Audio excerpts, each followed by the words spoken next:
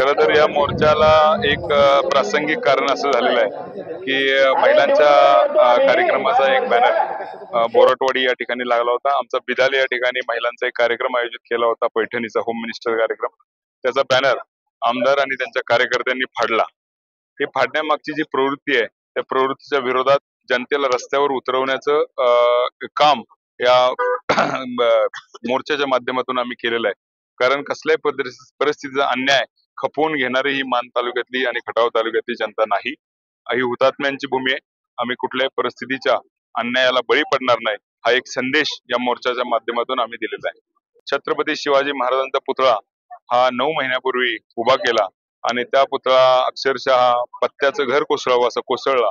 यामध्ये त्याचं निकृष्ट बांधकाम जेवढं गरजेचं आहे तेवढंच गरजेचं आहे। तो पुतळा ज्या कमी वेळेत बनवण्याची जबरदस्ती ज्या सरकारने केली ते सरकार पण त्यासाठी तेवढंच जबाबदार आहे।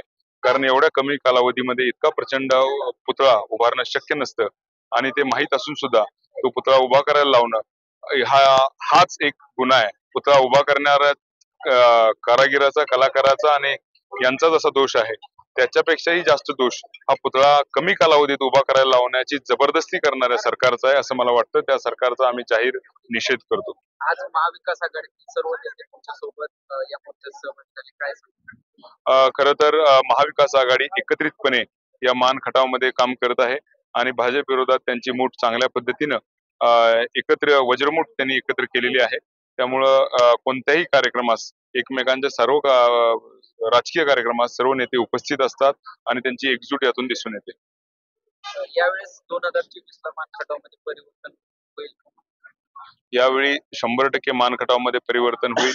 ज्या पद्धतीचा सत्तेचा माज या लोकप्रतिनिधींना आलेला आहे आणि ही जनता या जनतेने बघितलेलं आहे की गेल्या अनेक वर्षात या लोकप्रतिनिधींनी कशा पद्धतीचा भ्रष्टाचार केलेला आहे, पाण्याच्या नावाखाली जनतेची कशी दिशाभूल केलेली आहे, हे सगळं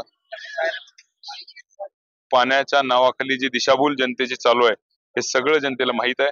त्यामुळं जनता यावेळी त्यांना माफ करणार नाही। दिशाभूल खूप झाली, आता जनतेचे डोळे उघडलेले आहेत आणि आता परिवर्तन झाल्याशिवाय राहणार नाही आणि संपूर्ण महाराष्ट्रात अशाच पद्धतीचं परिवर्तन होणार आहे।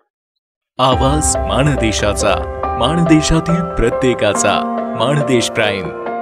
सबस्क्राइब करा आणि अपडेट रहा।